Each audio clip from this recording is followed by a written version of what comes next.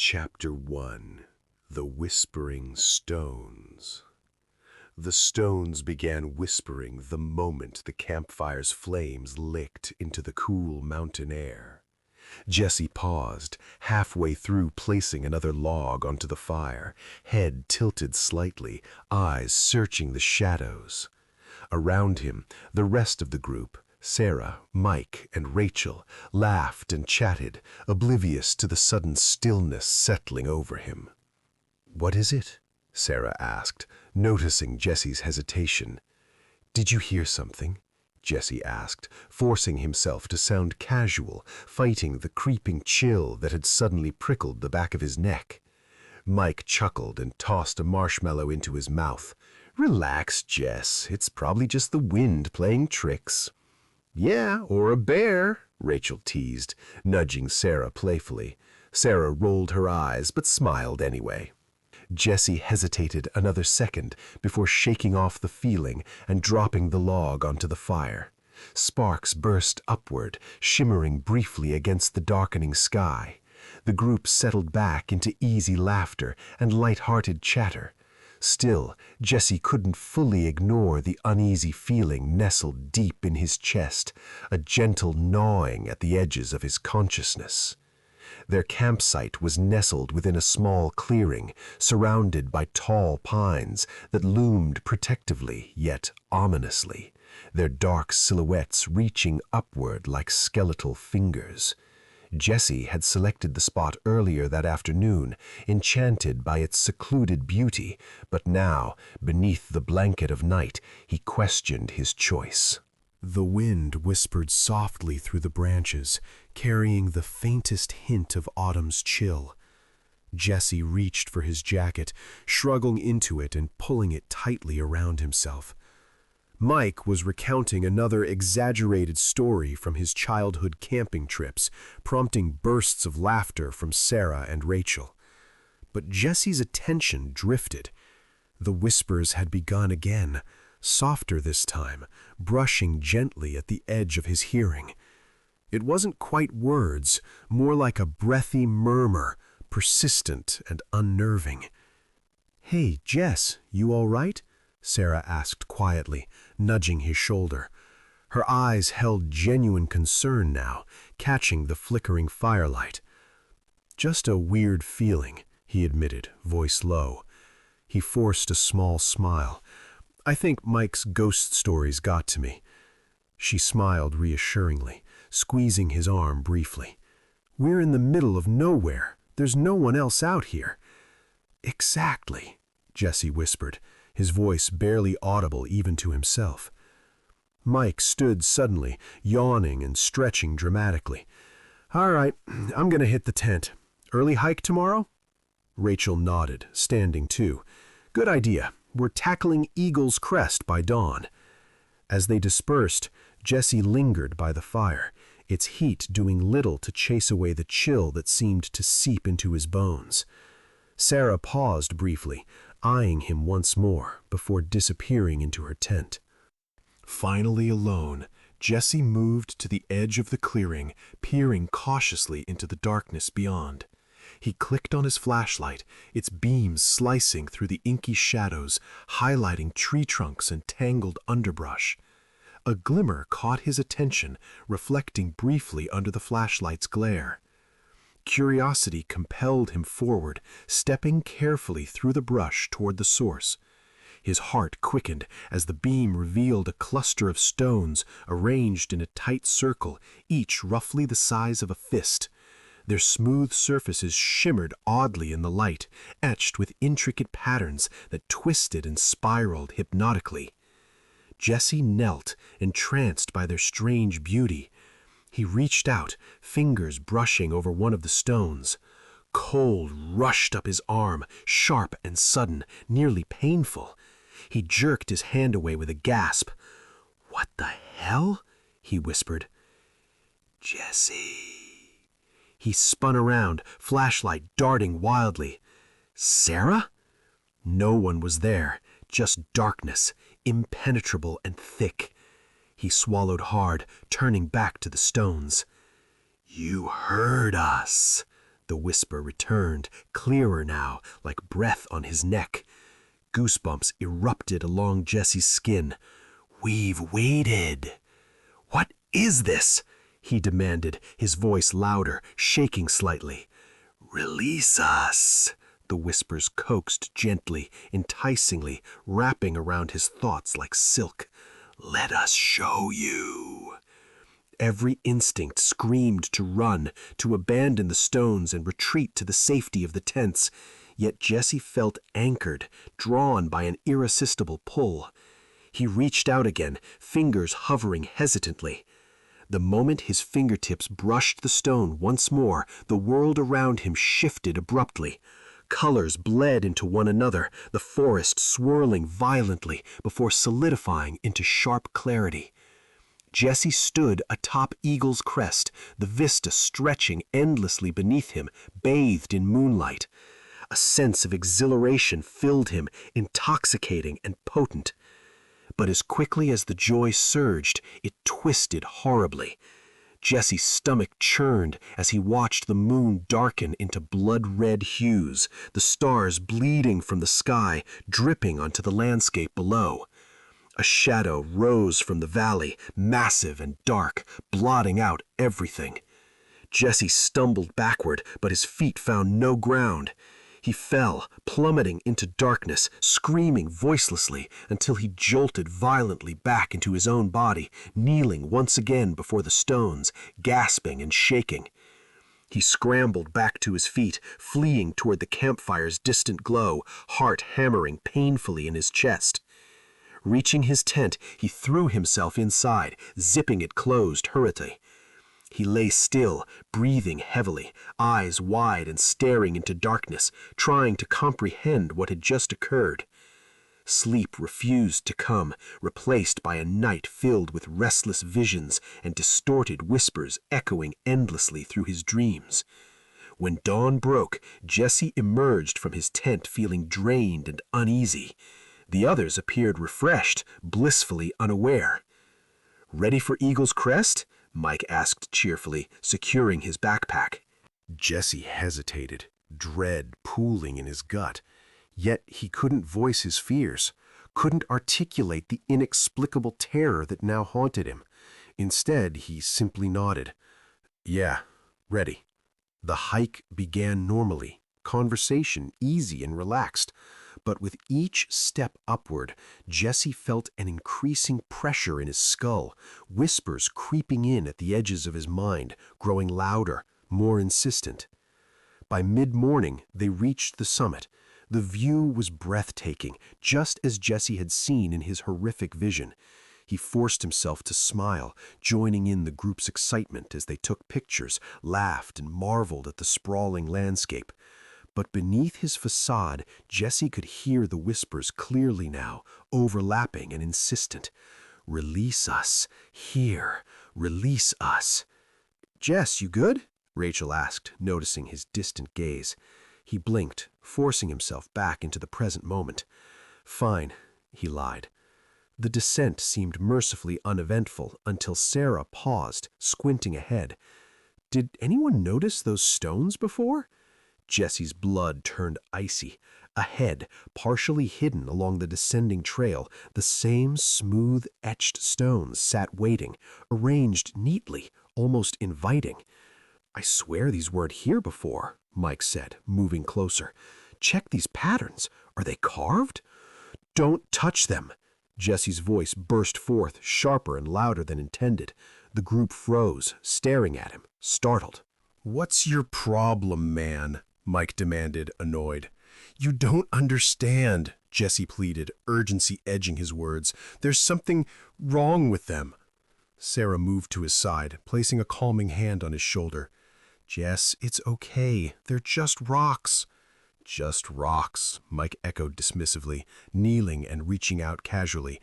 "No!" Jesse shouted, lunging forward, but it was too late. Mike's hand touched the nearest stone, and immediately his body stiffened, eyes glazing over as his breath caught. Jesse watched in horror, frozen as Mike's expression twisted grotesquely, agony etching deep lines across his features. "What's happening?" Rachel cried, rushing toward Mike, only to halt abruptly when his lips parted in a silent scream, his body jerking violently, eyes wide with terror. Suddenly, Mike's body collapsed heavily, falling limp. Jesse reached him first, turning him over. Mike's eyes stared blankly upward, mouth frozen in a silent scream, skin pale and drained. "Oh, God! Oh, God!" Rachel stammered, backing away. Sarah stared in disbelief, horror dawning across her face. "Jesse, you knew! What did you do?" "It wasn't me," Jesse shouted, panic thickening his voice. "It's these stones. They're alive. They speak. They show terrible things." The stones now hummed audibly, the patterns glowing faintly, pulsing like veins beneath the surface. "We can't stay here," Rachel whispered, eyes wide with fear. "We have to go." But as they turned, they found themselves encircled. The stones had multiplied silently, now forming a perfect ring around them, humming louder, vibrating gently. "We've waited," the stones whispered collectively. "You must finish it." Sarah turned in frantic circles, her breathing rapid and shallow. "What do they mean, Jesse? Finish what?" Jesse shook his head helplessly, eyes darting between the glowing stones and Mike's lifeless body. I don't know. I saw something last night. A vision, a shadow rising from the valley. Something evil, dark." Rachel's voice shook as she spoke, her eyes locked onto the stones. "How do we stop it? How do we get out of this?" "We don't," Jesse whispered, his voice hollow. "It's too late." Sarah grabbed his arm roughly, forcing him to face her. "No, Jesse, we have to fight this. Whatever it is, we can't just give in." "Fight how?" Rachel snapped, her panic rising. "They killed Mike just by touching him." "We need to find out what they want," Sarah said, determination replacing some of the fear in her eyes. "Maybe we can bargain." The stones hummed louder, their light pulsing rhythmically, drawing their attention back toward the circle. Jesse felt a compulsion pulling at his mind again, subtle yet impossible to resist. It urged him forward, closer to the stones. Sarah noticed his movement, gripping his arm tighter. "Jess, stay with us!" But Jesse's eyes had grown distant again, reflecting the eerie glow. "They're speaking to me again," he murmured, stepping closer despite Sarah's hold. "They want me to complete the ritual." Rachel gasped, stepping back in horror. "What ritual?" "The stones, they're ancient. They bind something beneath this mountain, something that must be freed," Jesse explained numbly, his voice barely his own. Sarah's eyes widened in alarm. "Jesse, listen to yourself. We can't unleash something trapped. There's a reason it was bound." He fought to resist, visibly shaking. "I know, but they're so loud. They promise peace, safety. They promise Mike back." "That's a lie," said Rachel firmly, though her voice trembled. "Whatever they're offering, it's not real." The stones vibrated violently, their glow intensifying. The hum became deafening, a cacophony of overlapping whispers. "Decide," they commanded. Sarah grabbed Jesse's shoulders, forcing him to face her again, desperation in her eyes. "Jesse, please," Rachel begged, stepping to his other side. "Fight it. We have to try." He stared at her blankly, lost between the whispers and her pleading eyes. "Jess, please," Rachel begged, stepping to his other side. "Fight it! We have to try!" Sarah noticed his movement, gripping his arm tighter. "Jess, stay with us!" But Jesse's eyes had grown distant again, reflecting the eerie glow. "They're speaking to me again," he murmured, stepping closer despite Sarah's hold. "They want me to complete the ritual." Rachel gasped, stepping back in horror. "What ritual?" "The stones. They're ancient. They bind something beneath this mountain, something that must be freed." Jesse explained numbly, his voice barely his own. Sarah's eyes widened in alarm. "Jesse, listen to yourself. We can't unleash something trapped. There's a reason it was bound." He fought to resist, visibly shaking. "I know, but they're so loud. They promise peace, safety. They promise Mike back." "That's a lie," Rachel said firmly, though her voice trembled. "Whatever they're offering, it's not real." The stones vibrated violently, their glow intensifying. The hum became deafening, a cacophony of overlapping whispers. "Decide," they commanded. Sarah grabbed Jesse's shoulders, forcing him to face her again, desperation in her eyes. "Jesse, we have to run. If we break the circle, maybe it will weaken." He stared at her blankly, lost between the whispers and her pleading eyes. "Jess, please," Rachel begged, stepping to his other side. "Fight it. We have to try." A moment of lucidity flashed across Jesse's face, and he nodded stiffly. "Run," he said, his voice strained. "Break the circle." Together they charged toward the nearest gap in the ring. The air thickened, resisting them like an invisible barrier, but their determination propelled them forward. With a burst of effort, they breached the circle, stumbling onto the trail beyond. Instantly, a deep roar erupted from the earth, shaking the very mountain beneath their feet. Trees groaned and swayed violently, roots tearing free from the soil. "We need to get off this mountain," Sarah shouted over the chaos, pulling Jesse along the descending path.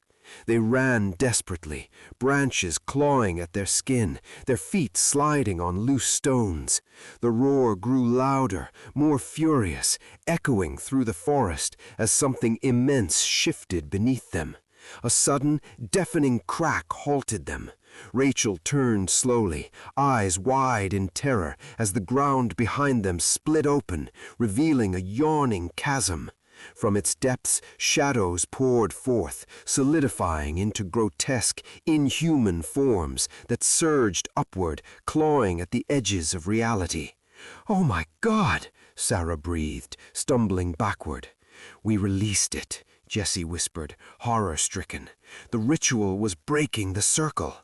The shadows advanced, their forms writhing, eyes like voids drawing all light inward. Jesse, Sarah, and Rachel turned again, running blindly down the mountain, pursued by the unleashed darkness that now flooded the forest. Their screams echoed across Eagle's Crest, fading quickly beneath the overwhelming whisper of the stones as the darkness claimed the mountainside, swallowing everything in its path. Their feet slid and stumbled over uneven ground, panic driving them faster despite their fatigue. Jesse's breath came in ragged gasps, pain searing through his lungs, yet fear propelled him forward. "We have to keep moving," Sarah shouted, her voice strained. Behind them, the earth cracked and shifted, trees collapsing as the dark entities surged forth relentlessly, their twisted forms undulating grotesquely, like a tidal wave of darkness intent on consuming all it touched. "We can't outrun this," Rachel gasped, glancing over her shoulder. "We need another way." "The river," Jesse suddenly remembered, desperation providing a spark of hope. "If we can cross the river, maybe it can't follow."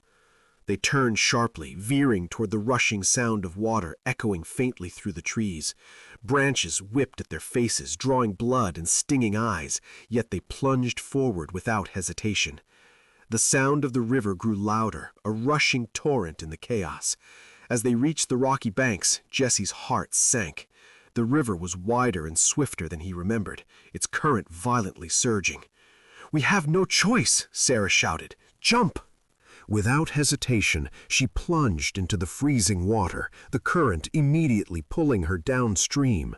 Rachel followed closely behind, screaming as she disappeared beneath the waves. Jesse glanced backward once, dread filling him as shadows breached the tree line, rapidly closing the distance. With a final desperate breath, he leaped into the icy embrace of the river, the current sweeping him under, darkness swallowing his vision. As Jesse plunged beneath the river's surface, the freezing water seized his breath and stung his eyes. The current tore at him like claws, pulling him along the jagged riverbed, slamming him against rocks and branches. Disoriented and gasping, he surfaced momentarily, choking on air and water, catching a glimpse of Rachel flailing ahead and Sarah clinging to a log being swept downstream. "Sarah!" he called, voice ripped away by the roar of the current. She heard him, their eyes locked for an instant, hers filled with terror but blazing determination. Then she vanished again behind a crashing wave. Jesse kicked hard, struggling to follow. The icy river felt endless, and the unnatural roar from the forest behind them didn't diminish. Whatever they'd unleashed wasn't bound by the trees. After what felt like an eternity, Jesse's numb fingers hooked around a jagged rock near the riverbank. He clawed at it, dragging himself half out of the water, coughing violently. Rachel was already there, sprawled across the wet stones, heaving for breath. "Sarah?" Jesse rasped. Rachel pointed downstream. She's still ahead." Jesse pushed himself up and stumbled along the muddy edge of the river, shouting Sarah's name. The crashing water muffled everything, but then he saw her. She was wedged between two boulders, barely keeping her head above the surface, her fingers gripping one slick rock with trembling strength. He waded in and grasped her wrist just as her grip faltered. With a yell, he pulled her free, and they tumbled together onto the riverbank, coughing and shivering. "Thank you," she gasped. They lay there a moment, listening. The world was quieter on this side, but not peaceful. The forest beyond the river remained pitch black, unnaturally so, and from within that blackness came faint movements, like things dragging themselves through the undergrowth. "What now?" Rachel asked, voice small. Jesse sat up slowly. "We keep moving. Put as much distance between us in that circle as we can." They hiked through uneven terrain, soaked to the bone and chilled to their cores. As the light faded, they found temporary shelter beneath an overhang of moss-covered stone. It wasn't safe, but it was dry. They built a small fire with shaking hands. The flame offered little warmth, but some fragile comfort. "I can still hear them," Jesse whispered. "Faint, like echoes in my head. They're weaker across the water, but they're not gone." Sarah leaned against the rock wall, hugging her knees. "Mike's dead. That thing, those things, whatever they were, we let them out." Rachel stared into the fire. "Why us?" "Because I touched the stones," Jesse said bitterly. "They said I was the key, the vessel." "But you fought them," Sarah reminded him. "You didn't give in. That has to count for something." Rachel looked up, her face pale in the flickering light.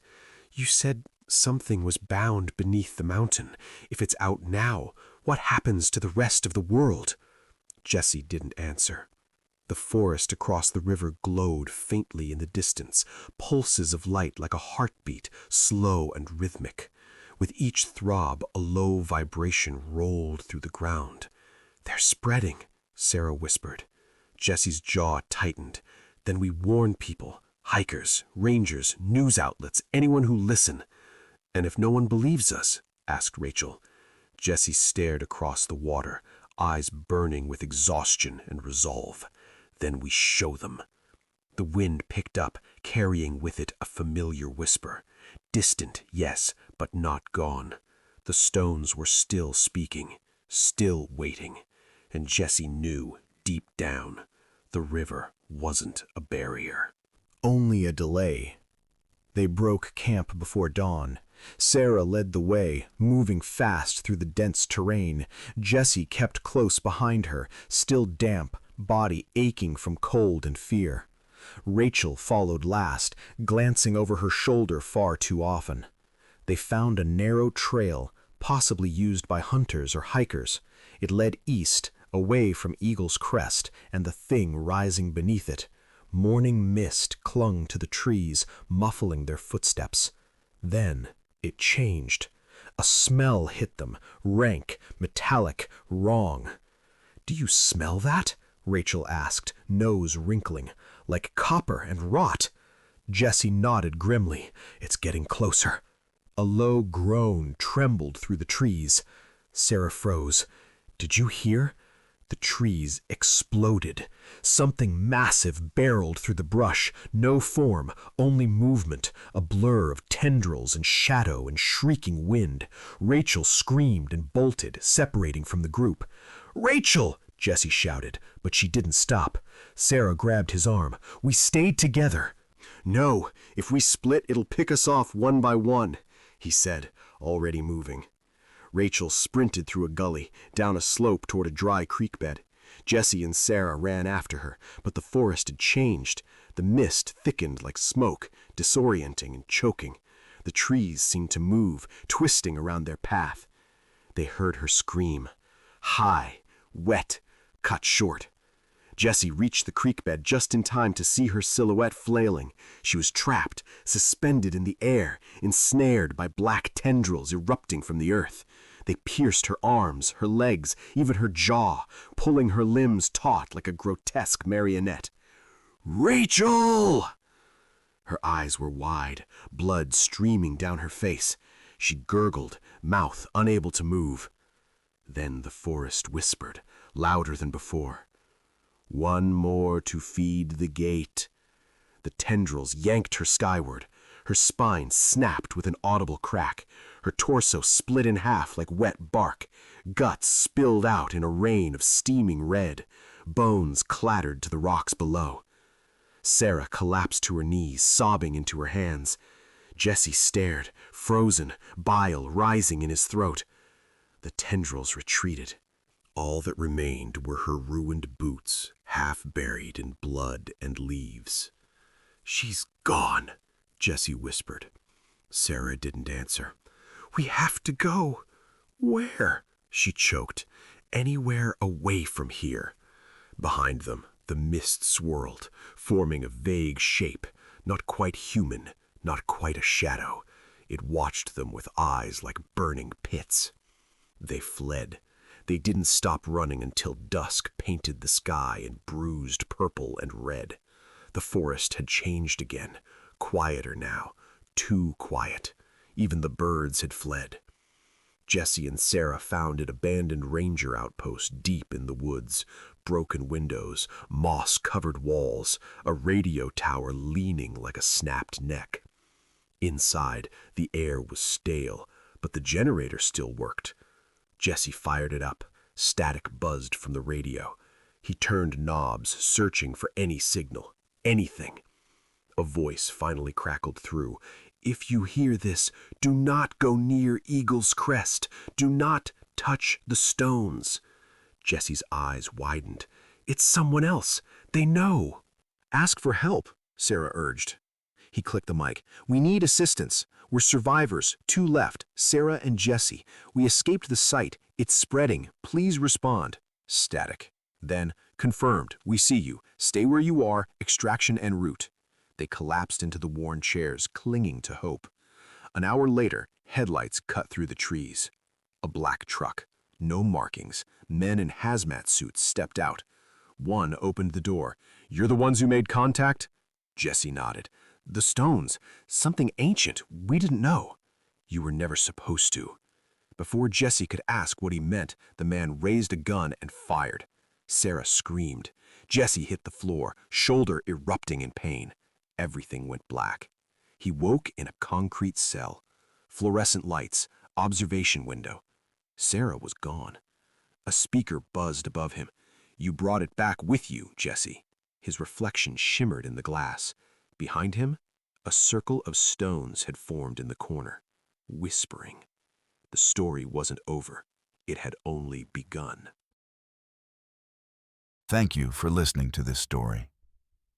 Your support means a lot and helps keep these tales coming. If you enjoyed it, please take a moment to subscribe and follow for more dark and immersive stories just like this one. New horrors await. Don't miss what's coming next.